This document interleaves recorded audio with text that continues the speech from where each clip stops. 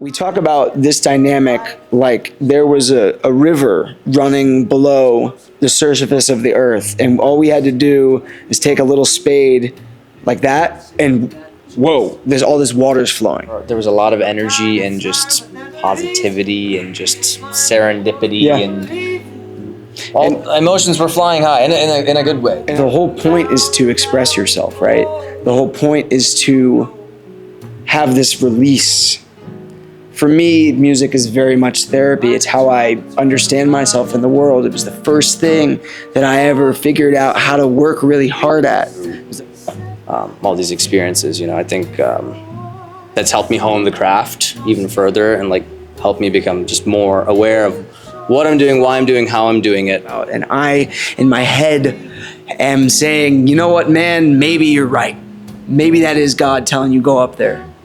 Because I think that what I saw in that delusion is something that a lot of people in our world really see. It's this idea of the impossible, right? The idea that you want to be a musician, you want to do this so badly, you want to chase this dream over and over and over again, and everybody's telling you you're wrong and that there's no way, but maybe you just got to go to Portland, Maine. It doesn't have to be real quick. You can take your time. Okay. A little faster. Okay. Can you hurry up?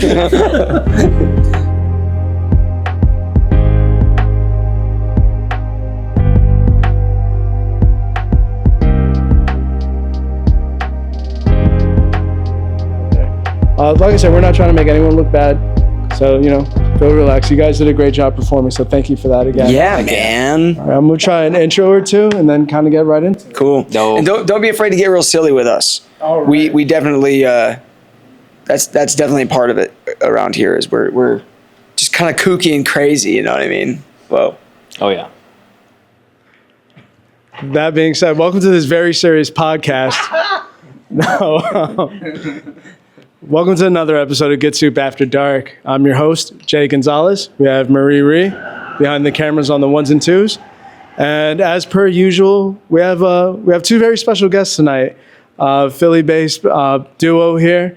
And I'm going to have you guys describe the type of music you are, the genre, but I want to introduce everyone to Dream by Dream. How are you guys tonight? Pretty good. Great. Feeling good. Thanks for having us. Absolutely. Thanks for coming on. Before we get into anything, that's your camera there. We'll start with Ben. Just introduce yourself and let people know where to find you. Hey, I'm Ben Seltzer. I'm from Philadelphia, Pennsylvania. You can find me there or on the internet at Dream by Dream, and you'll find my personal if you want to find it. It's fine. Hey, what's up? I'm Manu Gajanan. I'm also based in Philadelphia, Pennsylvania. Part of Dream by Dream by Dream by Dream by Dream. Dream by Dream. And yes, you will certainly find my personal Instagram and other assets baked in the Dream by Dream world. So They're secrets. go there first. Awesome, guys. Well, thank you. Thank you for those introductions. Let's get into it. I stumbled. I was taken aback by that. But all right, let's get into it. We're just getting The started. magic of editing. Cut the shit, Jay. Anyway, so I guess we can start with the intro. Honestly, how'd you guys meet? You guys are both from Philly? No, I'm born and raised in Philadelphia.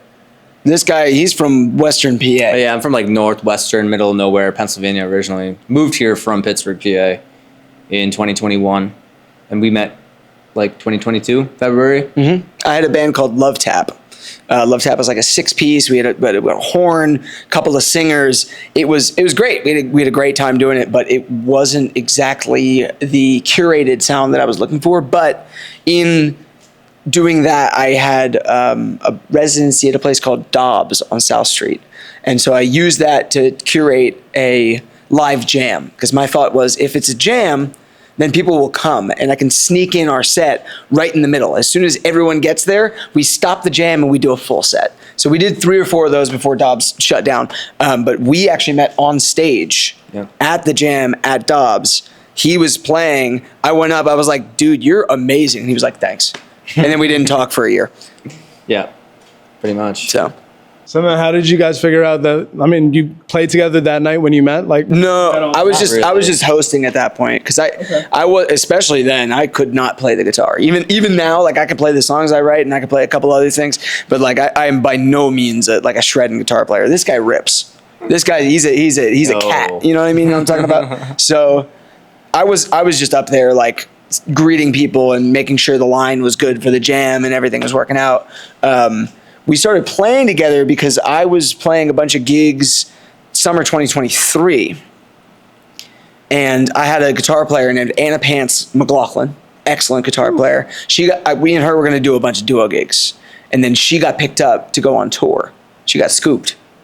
So I was like, oh my God, I'm going to have to do these gigs alone. I don't want to play alone. I want to play originals. And so my thought is, hey, if I'm playing original music, I can at least surround it with something else so that we can all come together. And I was like, who's really great? Who can fill a lot of space? Who can I stretch with? And this guy came to mind. Yeah. So we started playing then, and Yeah. man, it was off to the races pretty fast, honestly. It took like a week for us to be blood brothers Yeah. at that point. rituals? Oh yeah. We can't talk about those on camera though. Cut. So you met him actually playing the guitar, and like tonight you performed for us, and you're on the keyboard. So like I take it you have kind of a vast musical background. Yeah, I studied piano for like 13 years classically, and then like jazz for like 5 years, and then that's when I started producing electronic music in undergrad in Pittsburgh. And then came to Temple in 2021, which is why I moved here for music tech masters at Temple. And so that just, got me in the scene more, just doing more music things in a bigger city. Playing and mixing and producing and all that. Yeah. And then you went to school, you have your master's at this point. Can we talk about like what the day job is and like how that kind of relates to this? Do you feel comfortable with that? Yeah, absolutely. So I do a lot of things in the music space. I'm teaching at Rowan University in Glassboro in the music tech department. So I'm teaching classes in Pro Tools, audio recording, sound synthesis, sometimes a little bit of history of popular music if the kids are lucky. If I'm a little unlucky, just kidding. So I'm adjuncting at Rowan, and that's a nice gig. It's like 2 classes a semester, so it's not like a full-time load, which is great for now because I'm doing a bunch of other things outside of Rowan. So outside of Rowan, I'm doing private lessons in like Ballackinwood area, like I was tonight. So I have like 7 or 8 students, ages 6 through 35, honestly. And I've been doing that for like 3 years now. And I'm also in the Army band, the Pennsylvania Army National Guard. Oh, okay. I play keys for the rock band, sometimes crash cymbals in Lithuania. I've been doing that for 11 years. Thank you for your service. Oh, thank you for your appreciation. That's what I always say. A little background about me. I was actually in the Navy. And that would be my exact response. Yeah, thanks for your appreciation. But awesome, man. You're still doing that, Army Strong. I am Army Strong, yes, always there, always ready. To play the crash cymbals in Lithuania. Yes, absolutely. The drop of a hat. Yeah, I just signed for 3 more years, so I'll be coming at 14 years at the end of this next contract. I'm riding it out to the 20, man. I want that pension. I want those benefits. God bless you. Yeah, I want that Nord. I didn't do shit. Go Navy. But what about you, Ben? What is your background, especially when it comes to the music space? Oh, so I came up in choirs, really. I was singing in choirs in Hebrew school and then in secular school as well. And then I started doing a cappella in high school, and I went to Penn State my freshman year, and I was still doing choirs and still doing a cappella, and I was like, there's something that's not scratching the itch about this for me. I wanted to do something that was a little deeper, a little more involved, right? But I hadn't started writing or really playing. I'd played the piano when I was young, but I was just a singer. I couldn't do any of that, and I wanted so badly to be an instrumentalist. So I dropped out of school and started working in the music industry. So I worked for a label for a little while. I worked for like a management company for a while. I worked for a venue for a while, just popping around, seeing whatever I could do. And slowly, as I was doing that, the songwriting bug was like growing inside of me. So when I was like, I guess 1920, I started to write my first very rudimentary, very bad songs. And I basically just attacked it from that perspective. I applied to a bunch of schools in Nashville, Tennessee, because I was like, that is Music City. They know how to write songs down there. If I can go down there for school that is not related to music, I can do music that whole time and really learn how to write. I had some great professors down there in songwriting, actually. Deanna Walker and Odie Blackman, who were just, we really broke it down to the nuts and bolts of everything. And the idea that every single breath you take in a song is real estate. So how can you make an argument? How can you be persuasive through all of that and just be really clinical with it? So I spent 3 years down there in Nashville doing all that. And then I came back to Philadelphia during COVID. And that's when I was like, I want to do this. I want to be a performer. I want to be out and playing everywhere. So that's when Love Tap formed, was in January of 2022, I guess. Mm-hmm. And early on when I met you, then the whole Love Tap thing. I guess so, or was it January 21? I forget. Either way, it was pretty short lived because we only played together until May. But I feel like I had a kind of a book of songs at that point, and I was just really rambunctious when I first cut onto the scene. I was DMing every single person in my phone every single time we were playing a gig. I know so many people got so annoyed with me because they would not respond, but I would still DM them again and again and again because I just wanted to be in. You know, I wanted to be a musician so badly. And I basically just like willed my way into the scene after a little while, and I was doing something that was a little different than most of what Philly has to offer. There's a bunch of songwriters in this town, but I wouldn't say it's a songwriter's city. I would say it's more what he's doing. It's a player's city. Yeah, totally a player's city, and like very neo soul, very funk based. And I just adapted. I just kept changing and growing and writing, and eventually we locked in, and it feels like the partnership here is what really makes it all make sense. It brings it together. It brings it into the Philadelphia sound in a way, and now we're just trying to grow it. You know, you mentioned Philadelphia sound. Do you want to talk about the genre you guys are? We're working on this. Genre basically doesn't exist anymore, but we're going with what we decide. Philadelphia neo funk. Yeah, Philadelphia neo funk pop. Philadelphia neo jazz soul funk neo fusion funk house. Fusion house pop Disco. pop by Dream. Pop. History of pop.com. Yeah. So how would you guys actually describe that sound? It's real smooth, but it has an edge to it. It's funky, but it feels good. You can dance a little bit to it, but if you really dig into it, it has a lot to say as well. Yeah. Yeah, I mean, a lot of ear candy, but I guess tactfully placed. Yeah, and dynamic too. I feel like we hit a bunch of different traditions, kind of from composition through a finished product. I think that's something that's really important to us, is that we're really writing parts. We're really curating a specific sound that is going to stand the test of time. I think timeless music is what both of us are really interested in making. We're not trying to make backgrounds for Instagram reels. You know, we want to make something beautiful, and if you listen to Sarita in 1975 or 2075, I hope that people in both of those times would be like, that's really quality. It's really high quality. Sarita is actually a favorite of mine off of your most recent drop, guys. And you want to talk about that a little bit? That song?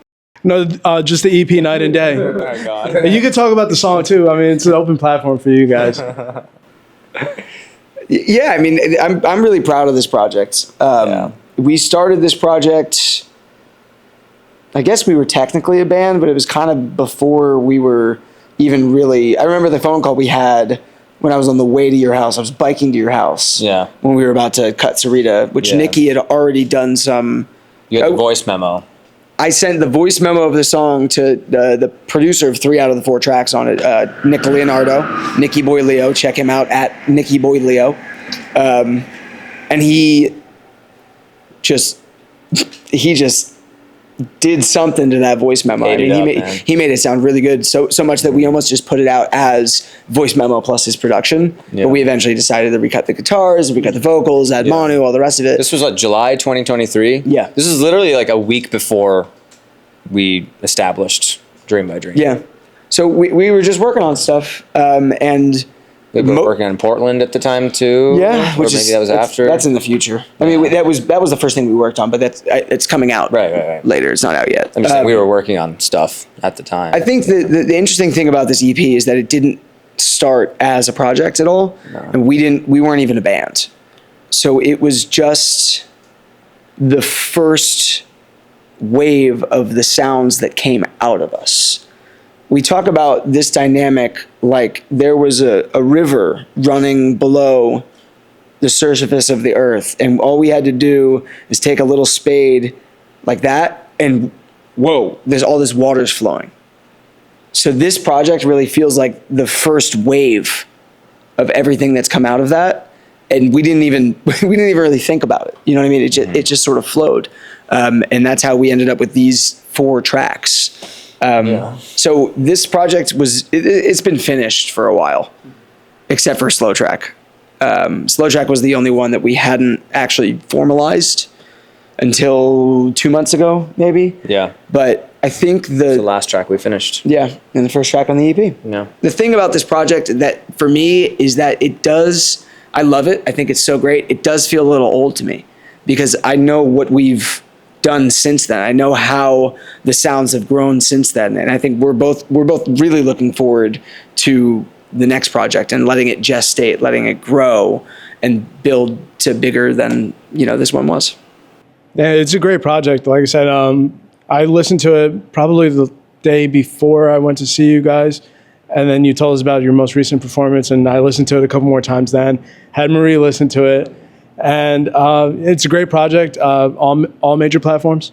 Yeah, yep. All over the place. And we'll make sure we put a link in the description box down below so you guys can take a listen to that as well. Who make the album cover? So I made the album art. It was a picture by Marissa, she's on Instagram at Soda Pop Pics. It was a still, which is both of our profile pictures on Instagram, the yellow guys, and man, I was just having fun with it. Because we had decided that was going to be the picture for the project after saying some other stuff before, but it didn't feel like it had enough energy. It didn't feel like it told the story of this project because there is all that ear candy. It is so produced, it's really curated. It's not just a live thing. So I got in there and I started messing around, man. I have this app. It's called Be Funky. Nobody has ever heard of this graphic design software, but I am a devotee of Be Funky. I love it, man. I'm glad to hear it's not Canva. No, I would never. Oh, disgusting. Who'd you say? Canva. No. Mm-mm. Dang. Yeah. What's the heat against Canva? Hold up. I just want to get into this real quick. Canva beef. Canva beef. Community of the lore. Marie, you care to? I mean, Canva is just a tool for a lazy designer. Oh! Wow. I mean, if you're not designer, you can use it if you don't have money to hire a designer and make some design. But if you're designer and you use it, EOU. Yeah. Disgusting. Disgusting. Disgusting. Actually, she does like everything. She has a master's in the beautiful art design. behind us. Yeah, she has a master's in design. She's a tattoo artist. She's actually given me like, how many pieces at this point? Like 15, 16? I love this guy. This whole arm is actually, I'll show you a little bit. But yeah, it's my cats, my dogs up here. Some state birds. I've been around a little bit, so I have a few state birds on me. But yeah, so make sure you guys stream it on all major platforms night and day. Did you want to talk about the origins of Sarita? You guys seem to be a little tickled pink when I mentioned it. We got in trouble for this one. Sarita is a love song, right? And I think baked into Sarita is a little bit of delusion. I think it's a little delusional, that song. I'm not going to lie to you all, because it comes from a place of when you first meet somebody. And I don't know about y'all, but when I first meet, I mean, you guys are obviously, you're good to go. Not worried about it anymore. Fantastic. So happy for you. But when I first meet somebody, I see the whole world together. Oh, I can dream of us on mountaintops and cruises and all the rest of it. And we're having 6 kids together and it's beautiful. And so I think that song is just the manifestation of that feeling when you first meet somebody and you're like, I don't know if this is okay, but let's just do it. Let's just keep on dancing. You know what I mean? And I think we tried to lean into that in the production of it as well. It's very ethereal and very dreamy. So it's I don't know. I think it's just really idyllic. That sounds really sweet. Where does the trouble come in? I don't know if we can put this on the podcast, but I'll tell you. Hi, this isn't Jay. And it's definitely not Marie. And we've come across a very interesting situation here. Not our guests, because we're not Jay or Marie, right? Nope. But the guests on this podcast asked them not to share their story. And although it's quite a salacious and interesting story, if we were the podcast hosts, we would respect their privacy. So the video may or may not have been sent over to the guests, and they can share it if they want to. But according to them, if you're a close friend of theirs, you probably know the story. If you don't know the story, you're probably not a close friend. Go bother them. Yeah. However, it's our understanding that instead of sharing that story with you, they're going to share a live performance of Since 17 from their EP, Night and Day. Yeah. Yeah. Yeah.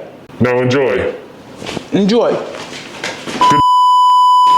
Good job, Marie. That was really good. Yeah.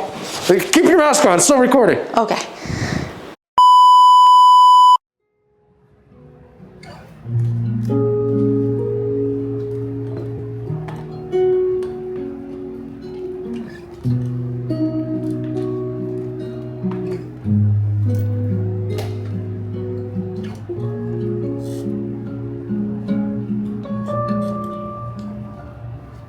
I never known too much before. Had to see it with my own 2 eyes. Alright, I guess. But I'ma say it straight away, I'm struggling. I never felt like heaven's door was close enough to closing up. Kinda seems like we all agree. Been a minute since we got the chance to breathe. People dying outside, but there's a reason. Missiles flying for wars we don't believe in. But you can't just turn it down, down, down. Oh, if you know how your 20s go. Might have tried to turn around. Oh, it's been years since 17 before I'd seen most everything. It sure sounds good in memories.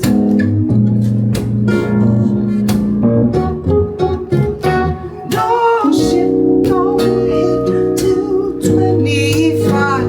I pray to God if I'm alive, we'll still be standing side by side.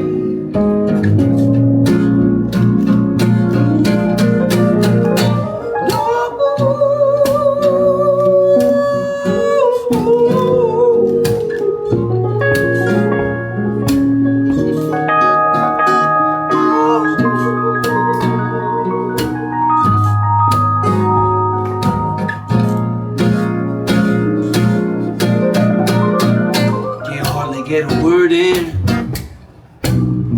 I'll take it sitting down while the city around me's burning.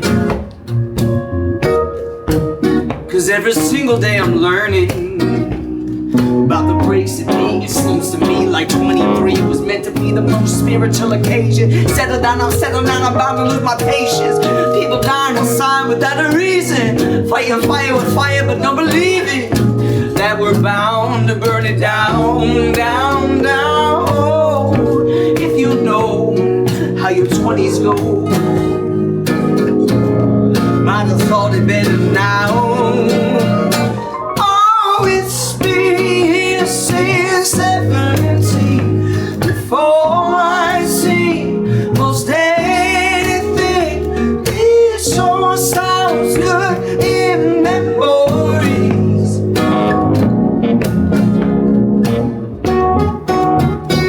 Oh, shit don't hit till 25. I pray to God if I'm alive, we'll still be standing side by side.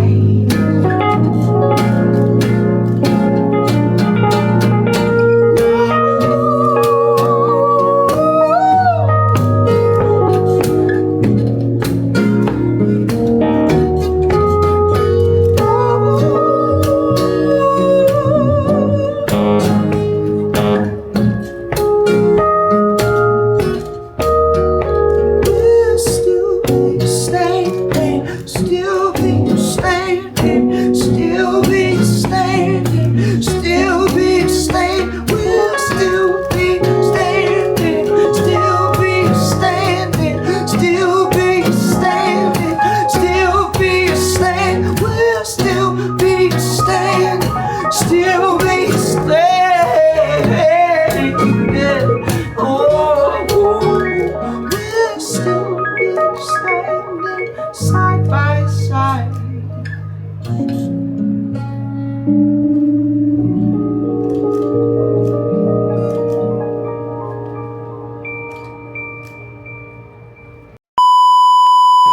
And we're back. And we're back.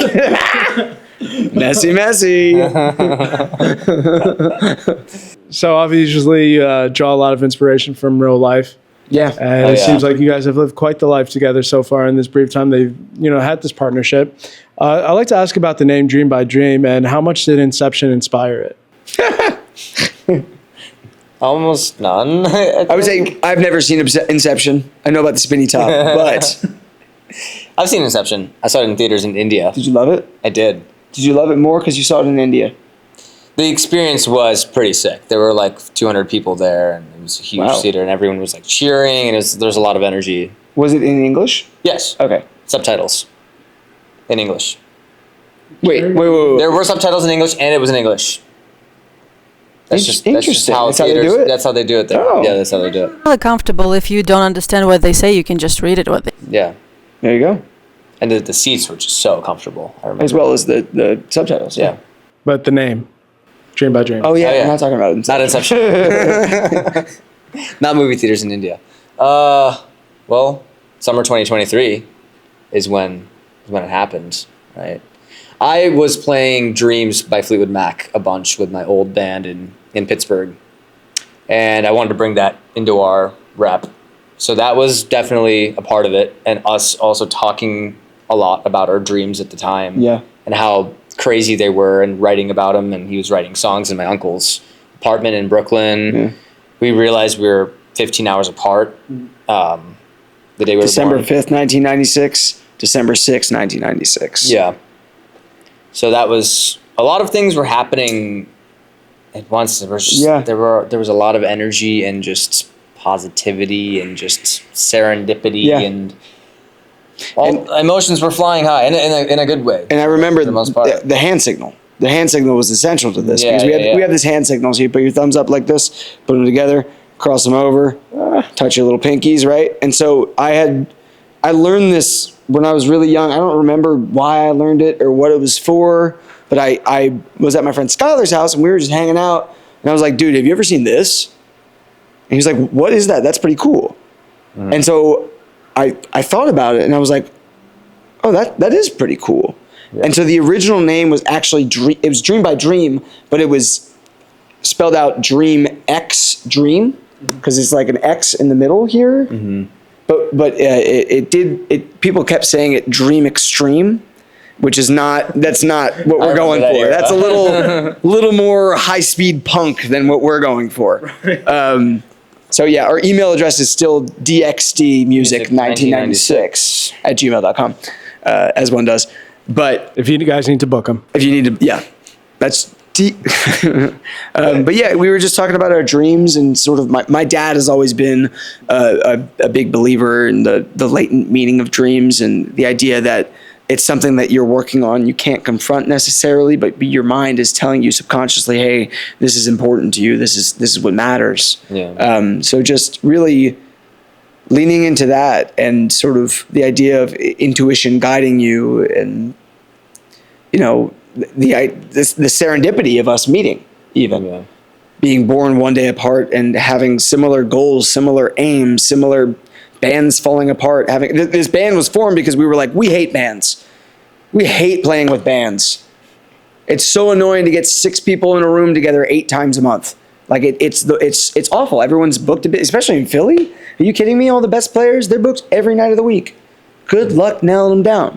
So we said, what if it's just us 2? Yeah. What if we build something that is strong at its core, separate? We each have our own identity, but we can come together to make something stronger and better and more beautiful. And that's sort of the operating philosophy here. And we play with a lot of incredible musicians, some more consistently than the other. There's like lists and lists and lists of people that we've had the stage with. Yeah. But you guys are the core duo. We're the core duo, and it's like Steely Dan, you know what I mean? It's Walter Becker and Donald Fagen. Those are the 2 guys, they're running the ship. Sure, Michael McDonald's singing vocals on some things. Sure, we got Bernard Purdy on the kit, but it's those 2 guys, and they're calling the shots, and they're moving forward. Yeah. It's interesting that you don't like bands. Like, first thing that you need to do if you don't like bands, make a band. Start a band, yeah. That's what you do. Thing about the sign that you show, it looks like how it's called, the Infinity. Yeah. I want to show you something, and please. Tell me if you know how to do that. Oh yeah, dude.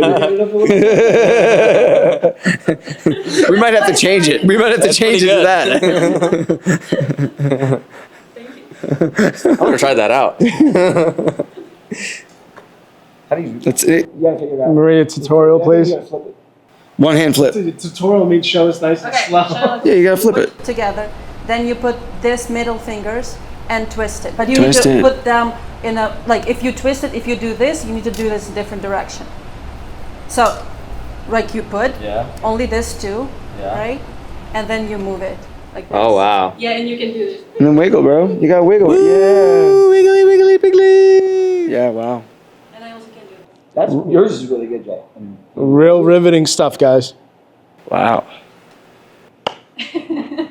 I just hold mics. That's all I do. Hand stuff. Thank you for that, Marie. And I also have a question. My microphone's stuck. Give me 1 second. You're talking about that both of you proceed music as a full-time artist. Both of you. So you mostly work with the music in a different way. Do you do music just like it's your main job? It's something that you like, or like, I'll explain, like, I'll ask differently. What's the ultimate goal for you in the music industry? Probably this is going to be a little bit, like, interesting to know. Because you just said something about, like parents and everything, and I know lots of parents wish their kids the best, and music sometimes can be like really like what you can do with the music, how do you like, where do you get the money? Music is great, being creative and sing and being romantic, because how I understand you both really like romantic guys who have like dreams, who just it's a cool thing to have, especially for creative, but live in a real world and make music and sell this music and sell your services as a musician, how it works for you, and what do you see to do music full time, if you do music full time? Yeah, I think it's I think that is a great question, and I think it's a question that I have really worked on for a long time. I went into music pretty late in life, like I mentioned. In 2021 is when I first played my first real show ever, August of 2021. And at that point, I was full bore. It has to be music full time. It has to be this way, because in order to be a real musician, you have to do music full time. I don't feel that way. I really don't feel that way at this point, because the whole point is to express yourself, right? The whole point is to have this release. For me, music is very much therapy. It's how I understand myself in the world. It was the first thing that I ever figured out how to work really hard at. It was the first thing I ever really believed in, you know? And I think it's such a beautiful thing, and that's what attracted me to the industry. Now, I did obviously the music industry side of things, and then I did the performance in the music industry side of things.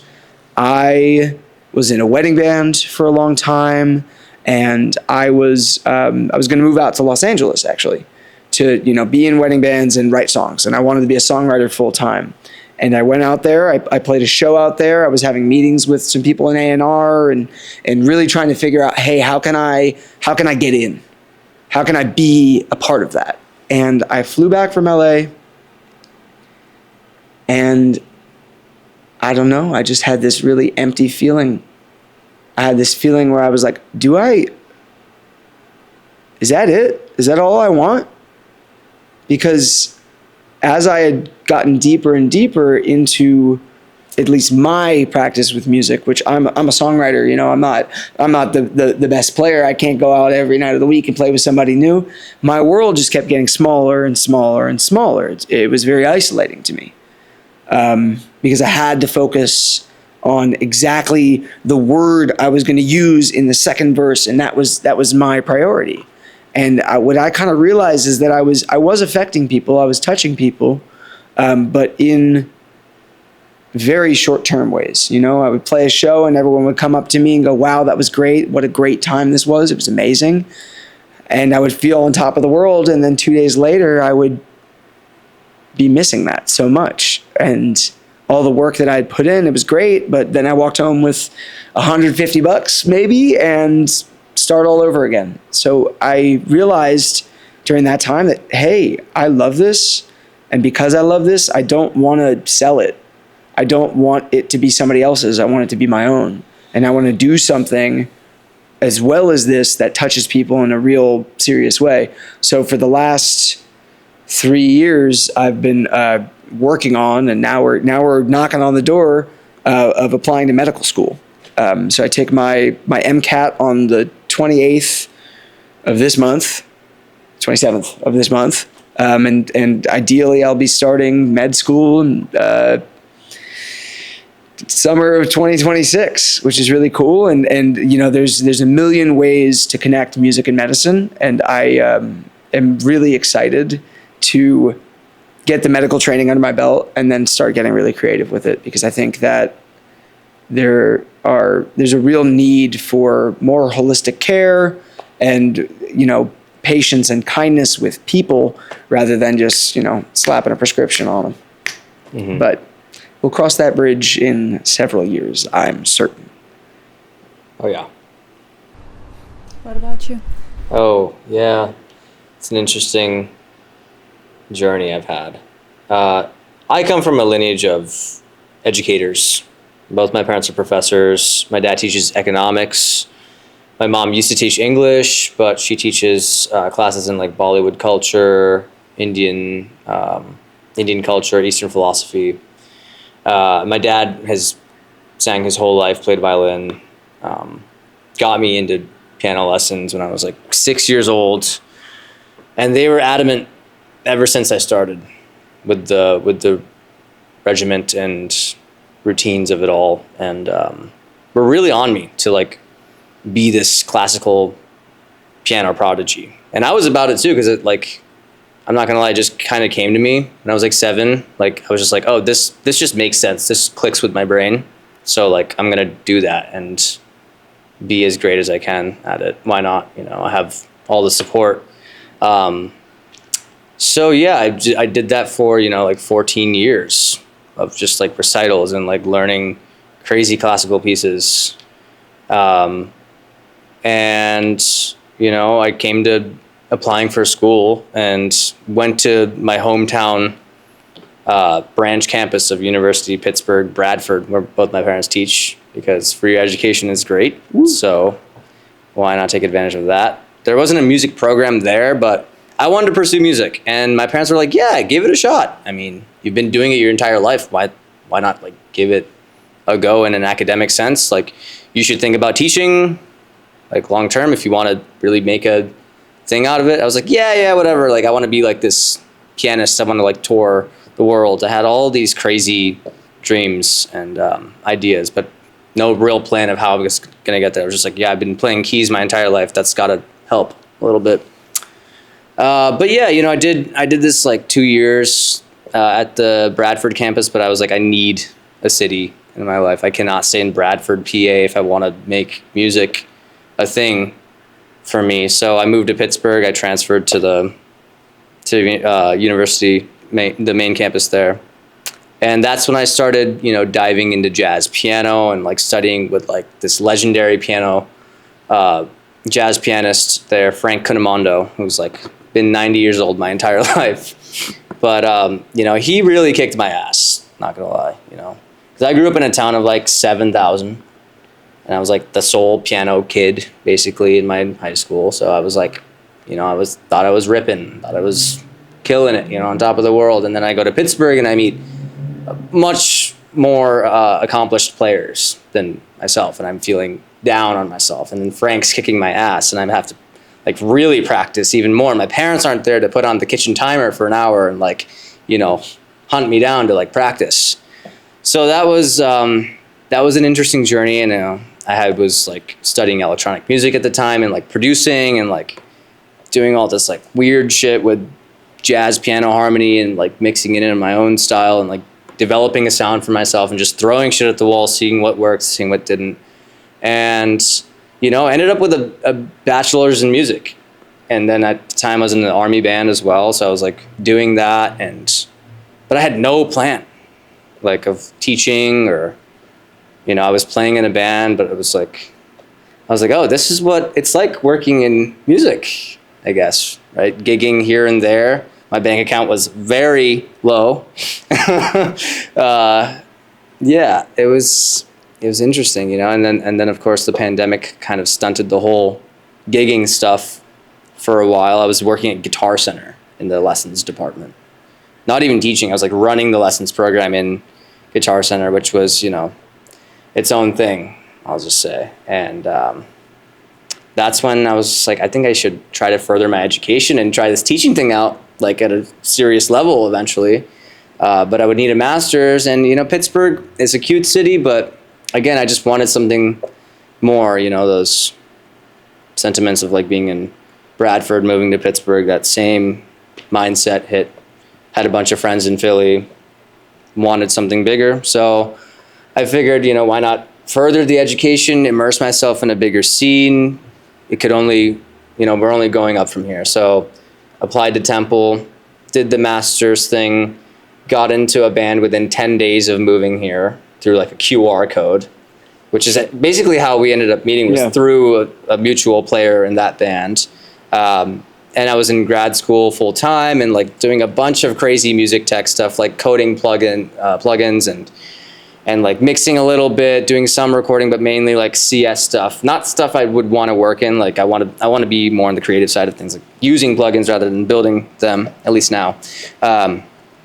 But it was cool, you know, it was a great experience, and like playing a bunch in the scene and eventually getting my hand into to teaching. You know, now I'm like doing my own piano teaching business, and, you know, I teach all sorts of levels, all different types of backgrounds. You know, 7-year-olds with autism, and like a 35-year-old who's trying to be a DJ and also running karate schools. And then like a 15-year-old kid who wants to go into medicine. He's like in EMT training now. but also like deeply passionate about playing. So it's cool to just work with all these perspectives and backgrounds and like impact them through like all mine experiences. And then, of course, comes the college teaching gig at Rowan.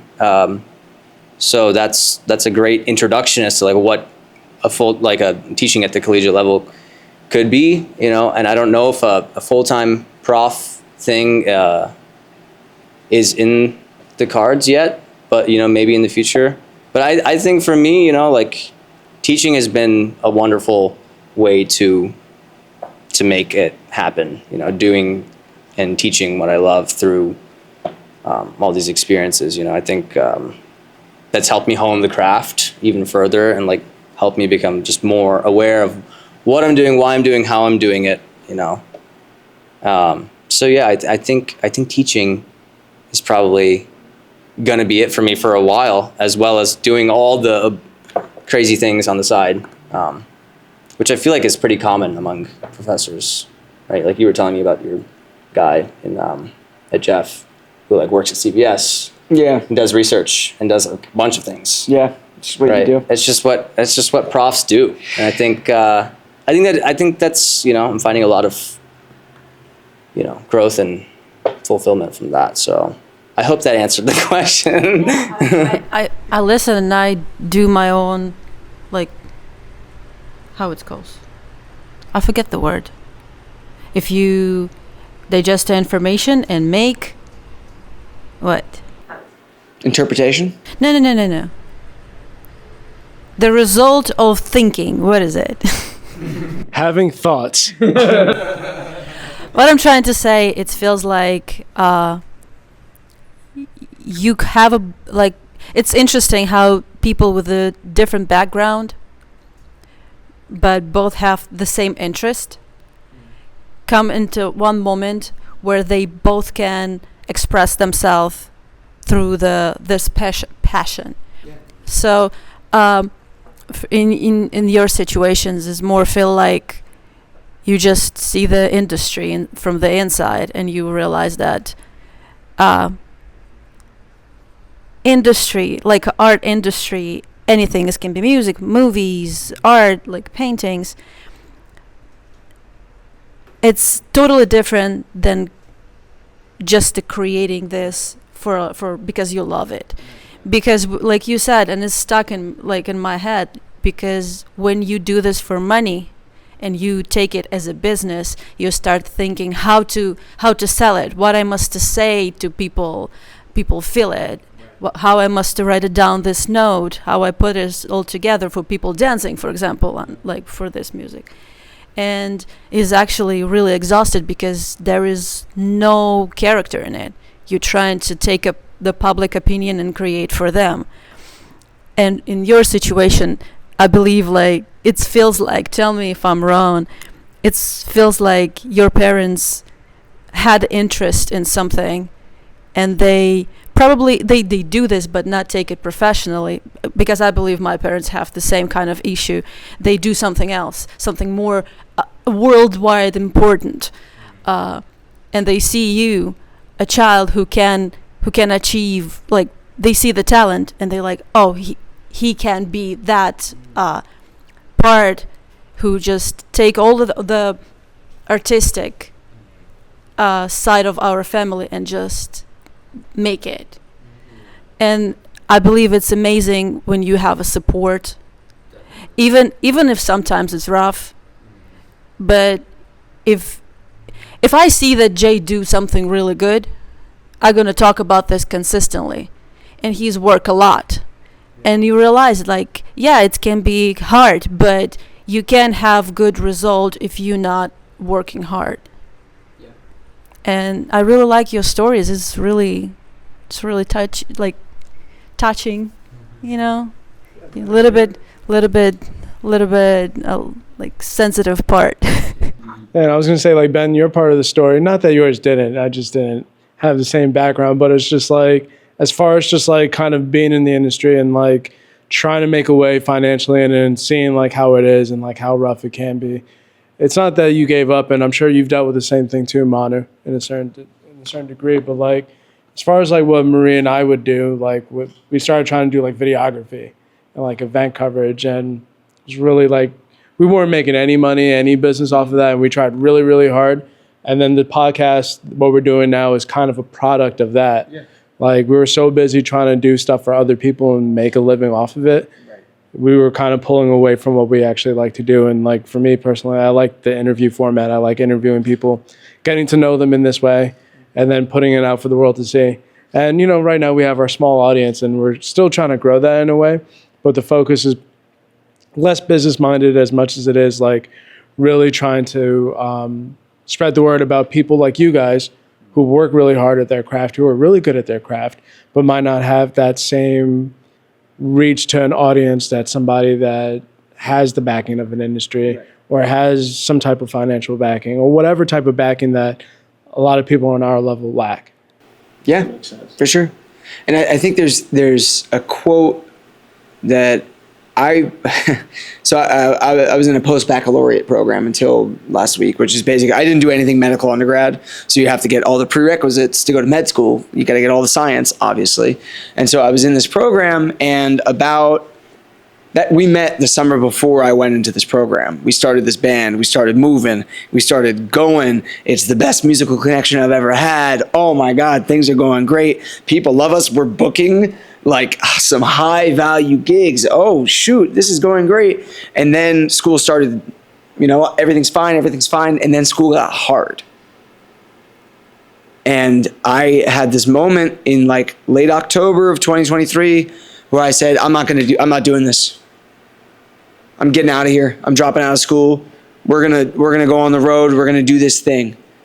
I told my parents. They were kind of distraught about that because they for years had been like, you know, why are you doing music? Like you said, it's so hard. Why are you doing that? They weren't like Manu's parents where they said, yes, you go do it.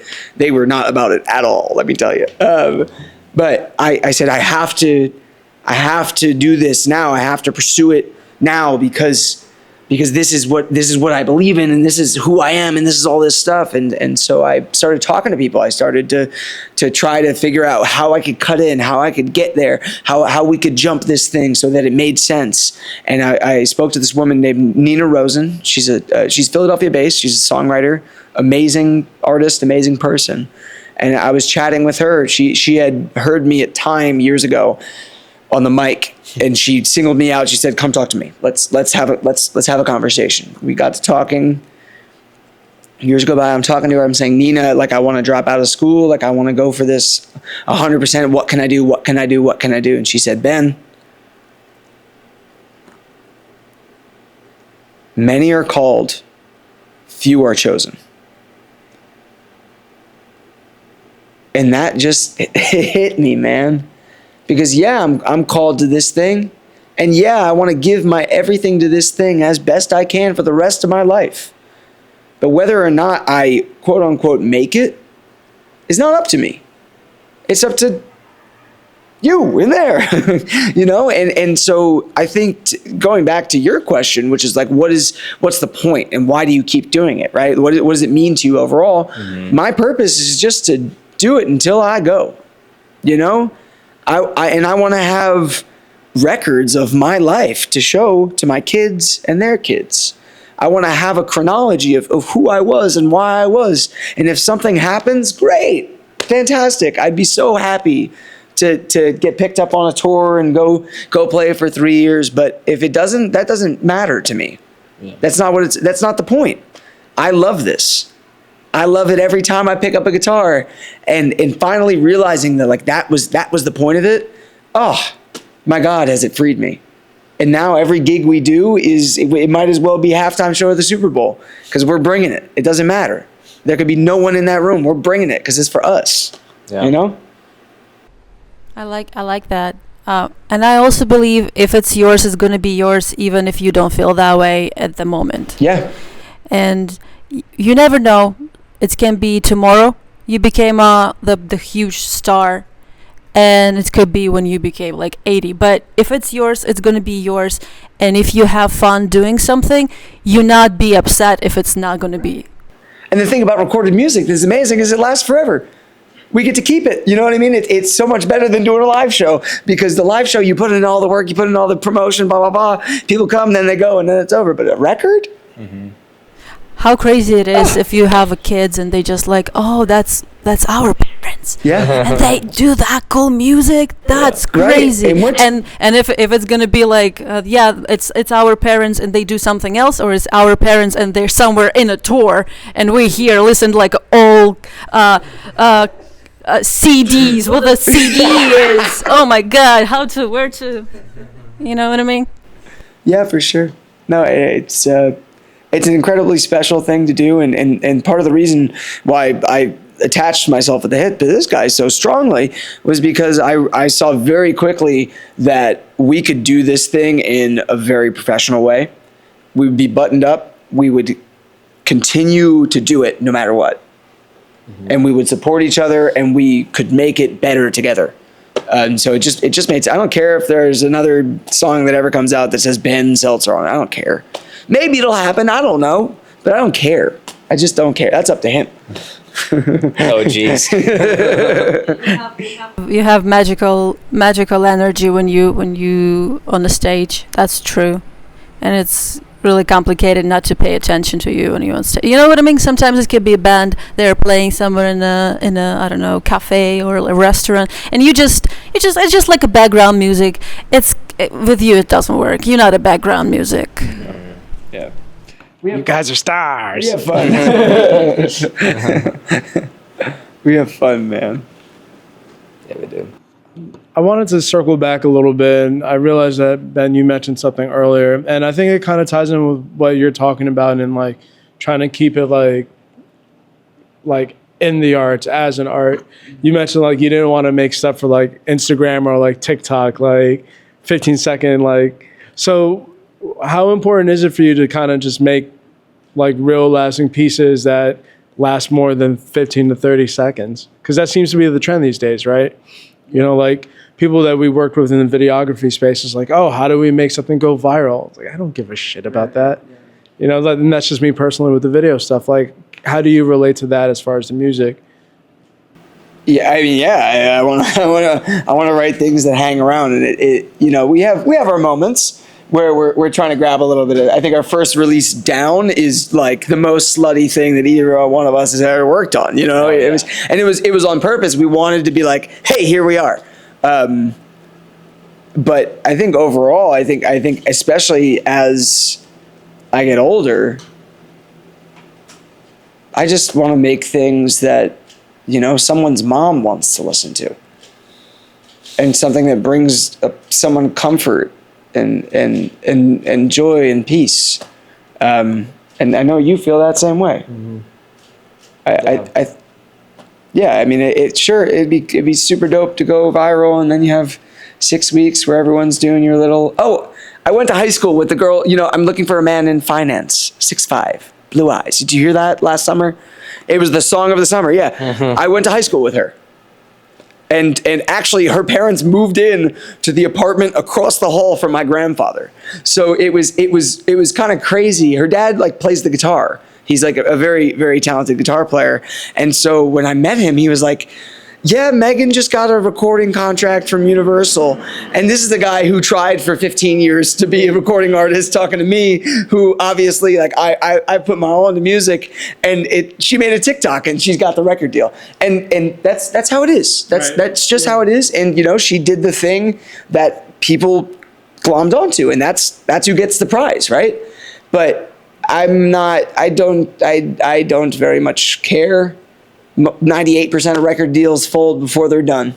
You know, like, I just don't care. I just want to make beautiful, beautiful things. Yeah.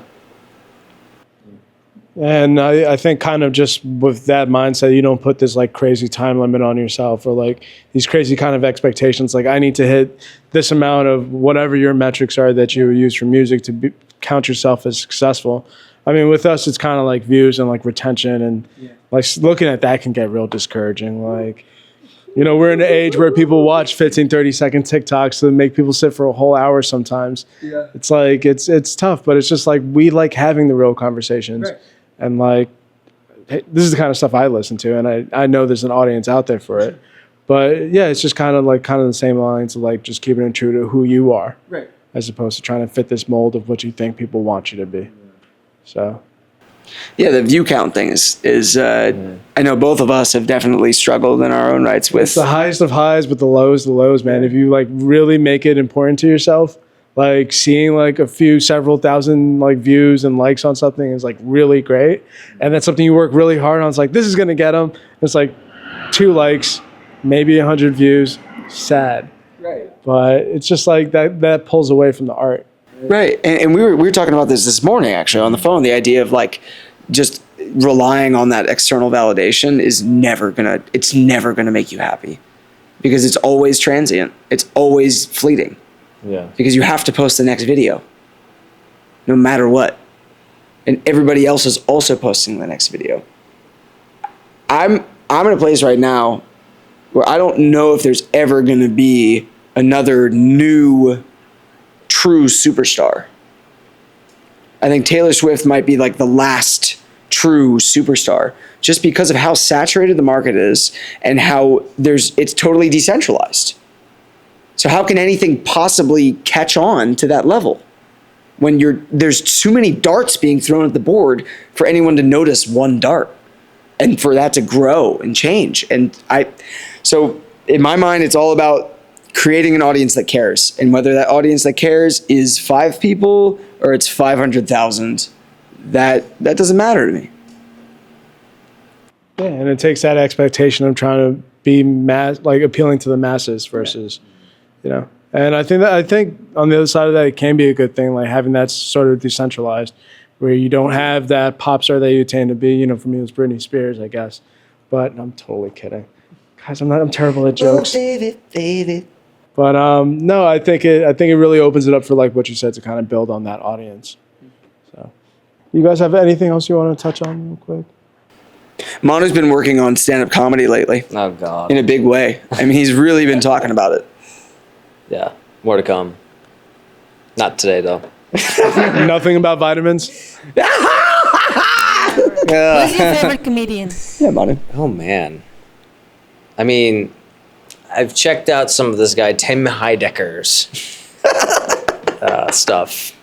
It's pretty obscure and like not your typical stand-up style, but I do draw a lot of inspiration from him. Yeah. I don't know, just like random people that I just don't remember the names of, honestly. Yeah, it's not like I go for watching stand-up that often. It's just I watched a couple and listened to a couple podcasts, and I was like, I want to give it a shot. Well, why not? He makes me laugh, I'll tell you that much. How different is it from songwriting? Um, Because you do have to write your set. right, yeah. I mean, there are forms and structures, I think, but I think, I don't know, I would say it's, you have to have the hook. Yeah. You got to have the hook. Gotta have the hook. But, I mean, I don't know. I think stand-up is the scariest thing in the entire. Just being on stage with just a mic, and there's nothing else there. That's the scariest thing in the entire world. I would never do. I don't think I would ever do like a stand-up thing. I think it would just be like baked into our banter as the show, and there would have to be a lot of musical cues to keep it going.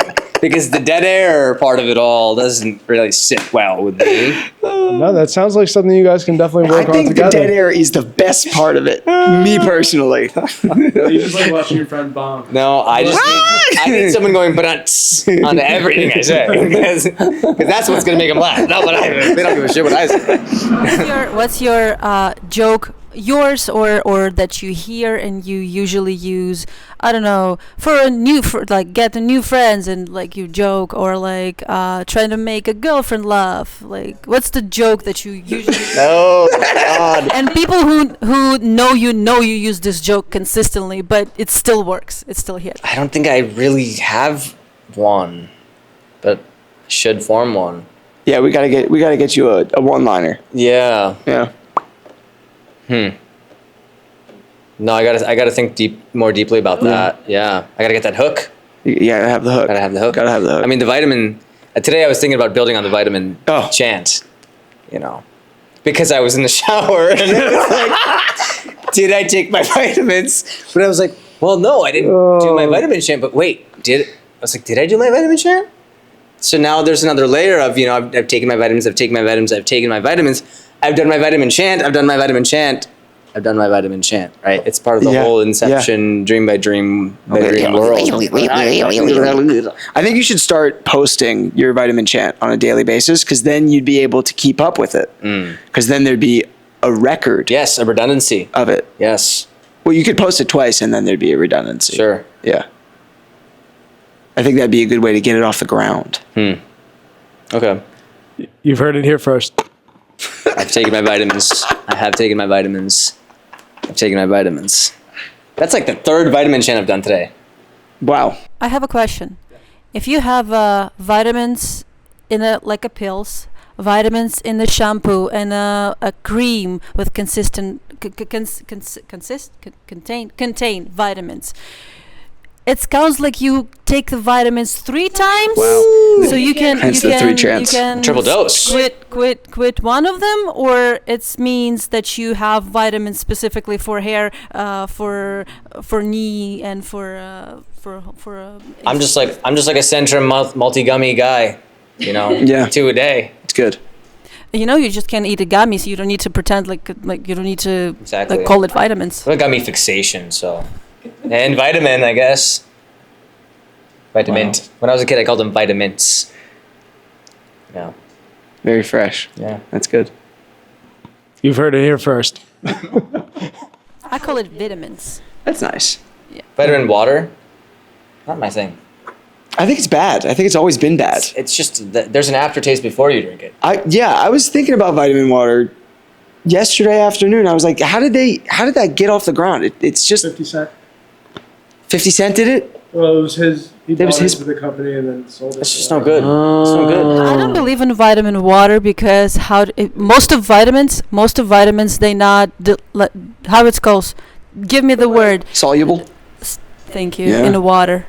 There you go. So it's like Going to med you need school, to shake it out. It's gonna You be like dusty. Have you ever had emergency? I have. I like emergency. It's in the winter. It's excellent. Yes. I didn't get sick once this winter. It's like 1,000 milligrams of vitamin C. It's a lot. Yeah. It's really Yeah. good. They say it's good for the hangover and stuff. So. Electrolytes, dude. Yeah. That's what it's all about. A lot of companies that are not paying us yet. Yeah. Well, They can think about it. They can think about it. we'll send them an invoice. Yeah. This is my vitamin chin though. Fair enough, man. Well, we really do appreciate you guys joining us. We have the EP out night and day. Yeah. Anything else for people to look forward to in the near future? Oh yeah. We're working on our next 2 singles that are gonna be coming out. Last Time, which we played. Yes. Yeah. And then Portland, which is a family favorite. Maine? I'm sorry? Portland, Maine? Portland, Maine. Yeah. Finally. Yeah. It's People always say Maine, not Portland, Oregon. Oregon. Wow. It's not Got a Oregon. good sense for these things. Sweet. No, yeah. I was just trying to be funny. No, you nailed it, dude. No, you nailed it. Yeah. Real quick, what's the significance about Portland, Maine? Oh. He said real quick, and then he asked the best question I've ever heard. I love that song. It's a beautiful song. It is about... It doesn't have to be real quick. You can take your time. Okay. A little faster. Okay. Can you hurry up? Slower. No, seriously. I think... How do I put this properly? I had a friend who had a real rough time. He sort of lost it. He started telling everyone he was a ghostwriter for Kanye West and his mom was the devil. I mean, he wasn't himself, He was kind of gone. And this is a childhood friend of mine. And his mom reached out to me and one of my friends and said, "Hey, we got to get him back. Like, we gotta figure this out. We got to get him go to rehab or whatever." And so we spent a couple of days like locating him. He was driving back and forth to Atlantic City at 4 a.m. We couldn't pin him down. We finally got him in the room. And he started telling us that he went up to Portland, Maine, and he walked into the room, and he was just there randomly on a random weekend, and it just so happened that there was an Alcoholics Anonymous conference there. And that was God. That was God. That was God telling him that he had to be in Portland, Maine. He had to be in Portland, Maine. So he was going to quit his job. He worked in an industry that he worked for 15 years to get to the place he was at. I'm going to quit my job and I'm going to go work at a consignment shop in Portland just to be there, because I have to be there, because God's telling me that I need to be in Portland, Maine. And his mom is saying, "What are you talking about?" And my friend's saying, "What are you talking about?" And I, in my head, am saying, "You know what, man? Maybe you're right. Maybe that is God telling you go up there." Because I think that what I saw in that delusion is something that a lot of people in our world really see. It's this idea of the impossible, right? The idea that you want to be a musician, you want to do this so badly, you want to chase this dream over and over and over again, and everybody's telling you you're wrong and that there's no way, but maybe you just got to go to Portland, Maine. And, obviously he should not have gone to Portland, Maine. He didn't go to Portland, Maine. He got the help he needed, but there was something about the way he spoke, the certainty in his soul that he needed to be there that really, it spoke to me. And so I got home and I sat down with the guitar and I just played a chord and the whole thing just rolled out of me. And it's a beautiful song. It's the first thing we ever worked on together. And when we were in the studio, Manu started playing it totally different than how it was playing. And I all of a sudden the last verse just rolled out of me specifically too. So it's something that I know it means a ton to me. It means a ton to us. And we've been working on it for a long while now. So I'm really excited to get it in people's ears. Yeah, it's a special one. So we have that to look forward to for sure. Yeah. Well, before we sign off, we'll leave it at that. But before we sign off, that's your camera there, guys. Just let people know who you are and where to find you again. We're Dream by Dream by Dream on Instagram, and you can find our music on Spotify, Apple Music, Tidal, Deezer, Amazon Music, YouTube, Dream by Dream, TikTok, by Dream. MySpace? Yeah. I think they closed. Is it back? Shh. Okay. Well, thank you, guys. We really appreciate that. Thank you. Appreciate your time. Thank you again, and thanks for your time.